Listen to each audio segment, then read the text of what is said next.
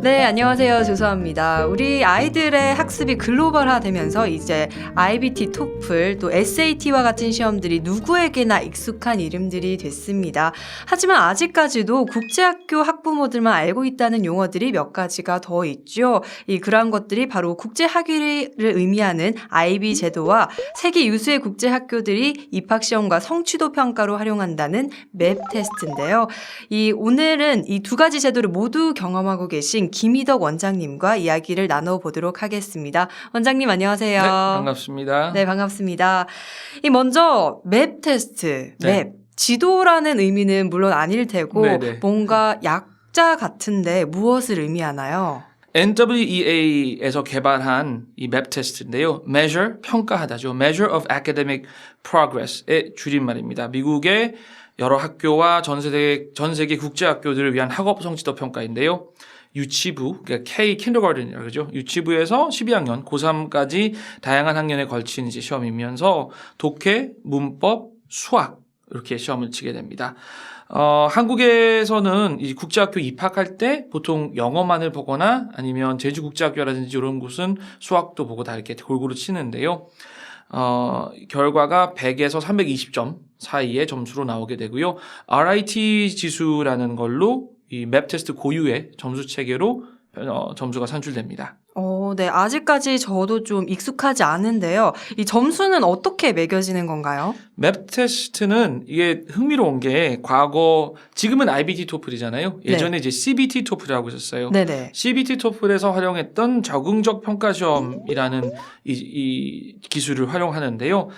설명은 조금 거창합니다. AI를 활용해서 이렇게 하는데 간단히 얘기하면 모든 문제마다 꼬리로 맞췄을 때 가는 문제, 틀렸을 때 가는 문제가 이렇게 있어요. 그래서 사실 이 IBT는 굉장히 성공적인 그 시험인데 비해서 CBT는 네. 이 토플 주관사 ETS가 거의 파산할 뻔했던 시험이에요. 왜냐하면 그렇군요. 사람들이 이걸 빨리 독파를 했어요. 네네. 그래서 그 초반에 두세 문제를 틀리면 시험 내내 쉬운 문제만 나오고 막 그랬어요. 그러니까 이 맵 테스트도 약간 그런 면이 있기는 한데 네. 그래도 짧은 시험이고 학생들이 정직하게 지금까지는 쳐주고 있어서 그런 부정행위는 크게 없습니다. 어쨌거나 이 난이도가 RIT 지수라는 걸로 나오기 때문에 웬만한 이 맵 테스트 대비 프로그램을 가면 문제마다 어떤 레벨, 그러니까 우리가 수능 같으면 상중하로 따지든지 아니면 수능 기출에서 몇 퍼센트의 학생들이 맞췄다 틀렸다 이런 게 나오는 것처럼 네네. 이 맵 테스트 같은 경우는 RIT 지수로 어느 정도 수준의 문제다라고 이렇게 평가가 나와 있어요. 그래서 그런 걸 참고해서 문제를 풀면 되는데 재미있는 거는 학년에 구분 없는 평가가 이루어집니다. 그래서 7, 8학년일지라도 계속 문제를 맞춰가면 네. 11학년, 그러니까 고2나 고3 문제들도 이제 칠 수 있게 되고 반대로 7, 8학년인데 계속 틀리게 되면 네. 더 낮은 학년 때의 문제들이 나오기도 하고 그래요. 그래서 정말 자기 수준을 뛰어넘는 그런 실력을 가지고 있는지 평가하는데도 되게 편리하고요. 네. 사실 미국식 교육을 따져보자면 우리나라처럼 어떤 학년에 대한 어떤 개념이 없잖아요. 네네. 우리는 미국에 가면 그 영어라든지 이런 몇 가지 과목을 제외하고는 자율 어떤 실력대로, 그러니까 저 같은 경우는 중학교 1학년 때 유학을 갔지만 네. 가자마자 이제 중3들하고 수학을 들었어요. 그리고 나서 그 다음에는 또 뭐 고등학생들하고 들었는데 재밌었던 거는 중3 수학을 듣는데 거기 가보니까 고1 학생도 있고 그리고 중3 학생도 있고. 그러니까 근데 그게 전혀 문제가 되지 않는 거예요. 그러니까 여기서는 우리가 봤을 때는 몇 학년에 어디까지 배워야 한다는 게 있는데 네네. 미국은 보통 졸업까지 어느 정도 수준을 배우면 된다 이러니까 학년에 대한 체계가 우리보다는 좀 더 유연하고요. 네. 그리고 이 시험에서도 그런 것들이 좀 나옵니다. 기억하셔야 될 거는 이 초등 3학년부터는 시험 유형이 크게 다르지 않고요. 네네. 이제 유치부하고 2학년, 1학년까지는 그래도 학교마다 조금 다르기도 하고 시험 자체도 다른 시험을 치게 됩니다. 은근슬쩍 수학을 굉장히 잘하셨다는 자신감을 내비치신 것 우리나라 같은데요. 학생들이 워낙 수학을 잘해요. 그래서 미국 유학 갔을 때도 사실 저도 수월했고 네. 맵 테스트에서도 우리나라 수학을 꽤 잘한다라는 평가를 들으면 네네. 실제로 국제학교를 다니면서도 일반 학생들하고 같이 수학을 듣는 아이들 또는 무슨 과학 영재고를 준비하는 그런 반에 있었던 아이들은 네. 맵 테스트 수학은 그렇게 어려운 게 아니기 때문에 손쉽게 할 수 있어요. 그렇습니다. 네. 그렇다면 이 맵 테스트에 적합한 학습법은 무엇일까요? 일단은 이게 미국식 교육이기 때문에 네. 영어만 일단 위주로 얘기를 드리겠습니다. 영어만 위주로 보자면 미국 학교를 다니지 않는 상황에서 단기간에 성적을 잘 받기 어려워요. 왜냐하면 우리나라에서 영어를 배우게 되면 일반적으로 이런 표면적인 부분들에 많이 공부를 하게 되거든요. 네네. 간단하게 주제를 묻는다든지 일반적인 디테일을 묻는다든지 네. 그리고 수능 지문만 하더라도 어떤 학술적 지문이라든지 신문 기사형 지문이라든지 그런 것들이 많죠. 그렇죠. 그리고 대부분의 영어 평가 시험도 토플도 토익도 전부 다 그러한데 여기는 SAT 형식이거든요. 그래서 소설 내용들이 나와요. 그래서 지문의 어느 부분에서 주인공이 화를 내고 있냐. 또 작가는 왜 이런 단어를 선택했을까? 이런 문제들도 나오고요. 네. 그리고 어휘와 문법 영역, language 부분에서는 이런 부분들이 나옵니다. 예를 들어서 이게 3학년 문제인데요. 제가 네네. 이걸 맵 테스트를 처음 접했을 때 야, 이거 되게 어렵겠다라고 느꼈던 게 예를 들어서 우리가 뭐 do가 있으면 undo가 네. 되죠. 그러면 pronounce 발음하다 있으면 그 앞에 mispronounce라는 게 돼야 돼요. 네. 그러면 3학년 문제에 pronounce 앞에 어떤 접두사를 붙여야 할까라는 게 나오는데 네. 3학년에게 사실 우리나라에서는 3학년 아이들에게 문법을 처음 시작하긴 해도 용어를 중심으로 해서 가르치진 잘 않거든요. 네네. 근데 그거를 영어로 알아야 되니까. 네.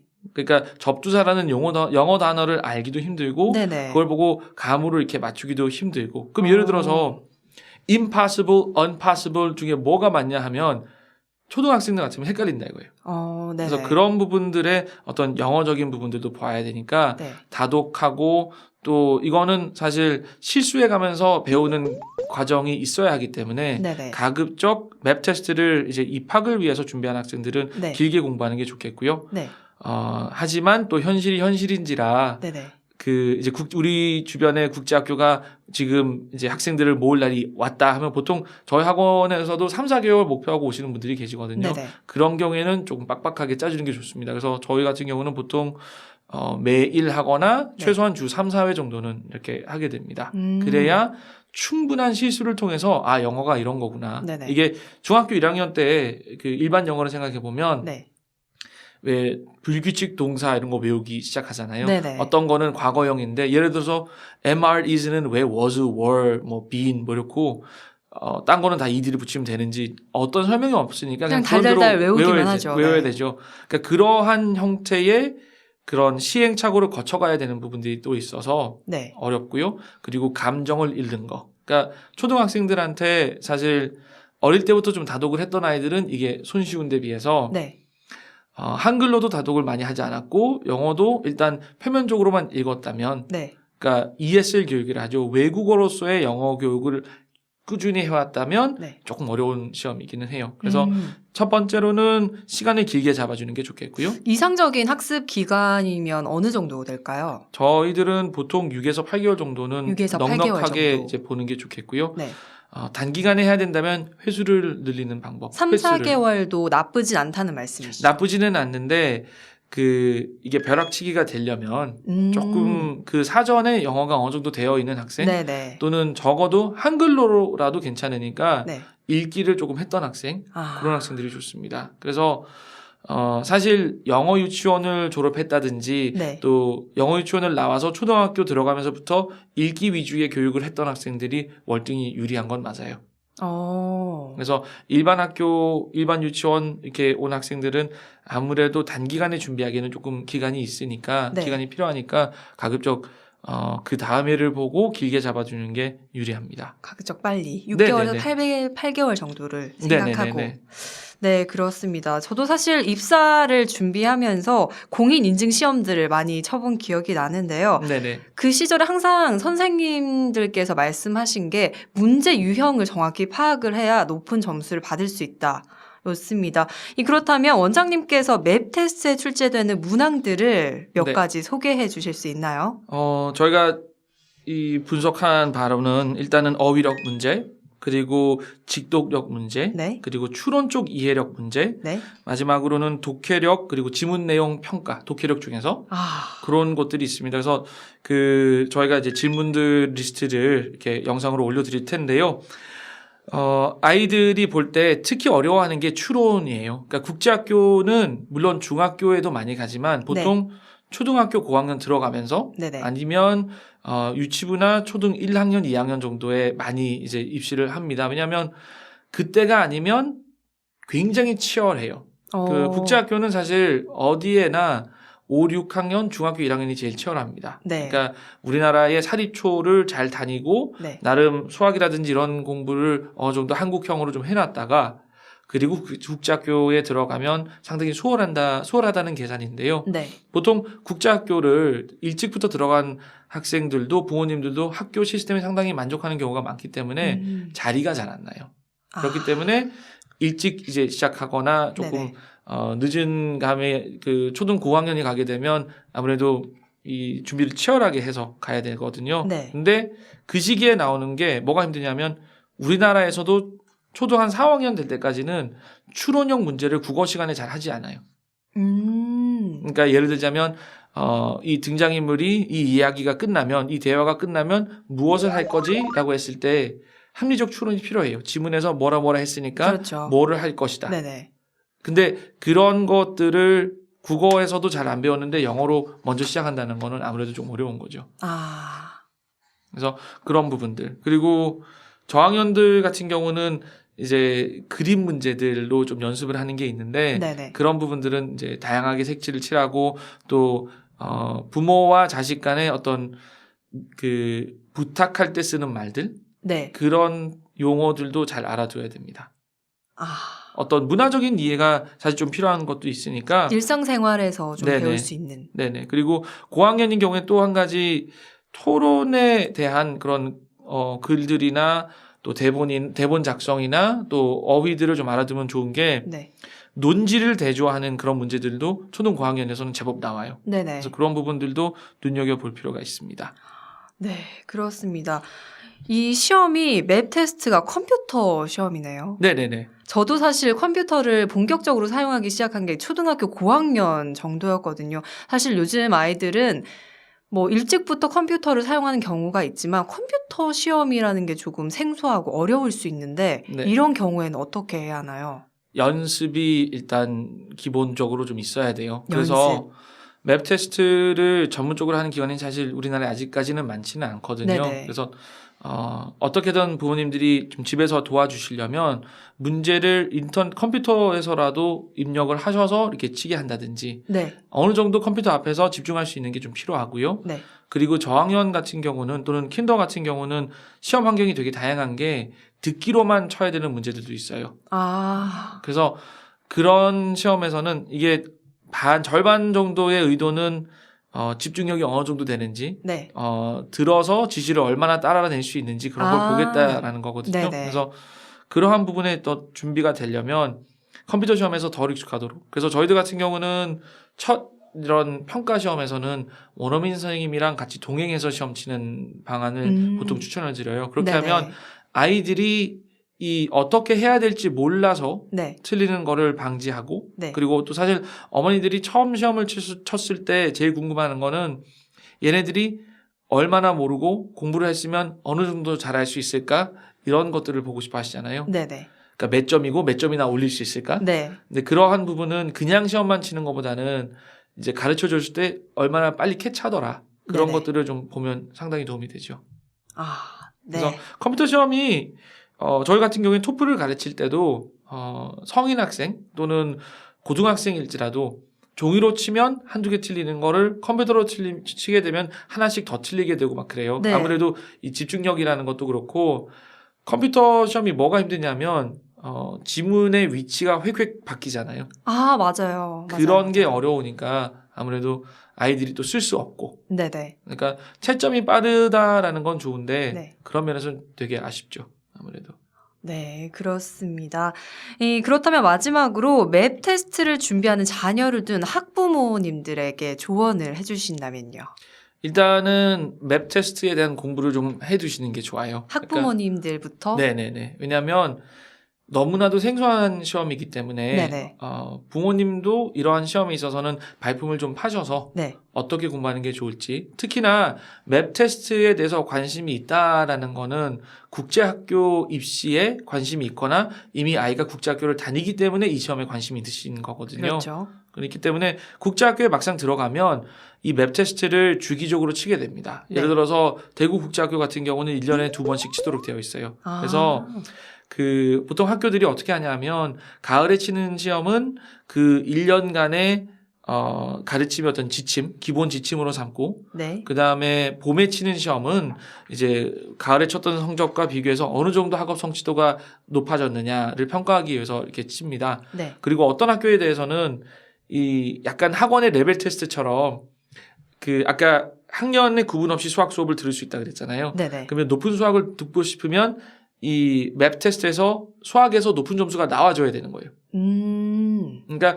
요 정도 되어야 네가 이 수업을 들을 수 있다라는 네네. 걸로 이제 움직이기 때문에 네. 아이가 선행학습을 하고 있고 그걸 유지하고 싶고 또 학교에서도 우등반에 가고 싶으면 맵 테스트에서 어느 정도 성적권에 드는 게 네. 상당히 필요합니다. 그래서 우리 아이가 어떠한 평가를 받게 될지 사실 교육 환경이 상당히 다르거든요. 네네. 그러니까 아까 컴퓨터 시험을 경험했던 나이랑 사실 저 아이도 4살 때, 3살 때부터 사실 아이패드를 굉장히 잘 쓰기 시작했는데 네네. 요즘 아이들 컴퓨터로 이렇게 시험 치고 평가받는 걸 보면 되게 다르거든요. 네. 공부하는 방법이. 그러니까 우리 아이가 잘하게 해주고 싶은데 잘하게 하는 방법은 사실 학교를 들어간 이후부터는 시험을 통해서 잘한다 못한다가 나오는 게 많잖아요.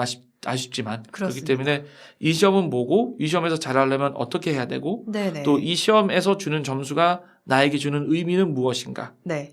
특히 국제학교 같은 경우에 또 아쉬운 게 부모에 대한 보고를 잘 안 해주는 경우가 있어요. 그러니까 제주 학교들 같은 경우는 리포트를 아이들은 그 자리에서 화면으로 보는데 특별히 부모가 요청하지 않는 이상 리포트를 안 주는 경우도 상당히 많아요. 네. 그러니까 아이들은 어렴풋이 그 점수를 안다고는 하는데 네네. 그게 늘었는지 줄었는지 또 학년 평균에 비례해서 어느 정도인지 잘 네. 모르니까 네.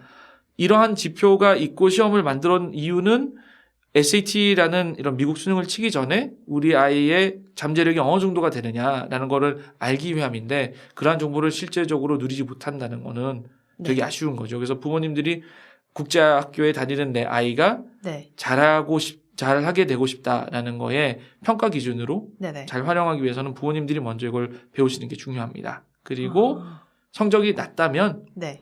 이제 교육기관을 찾아서 조금 준비를 시켜주시는 것도 상당히 도움이 되겠죠.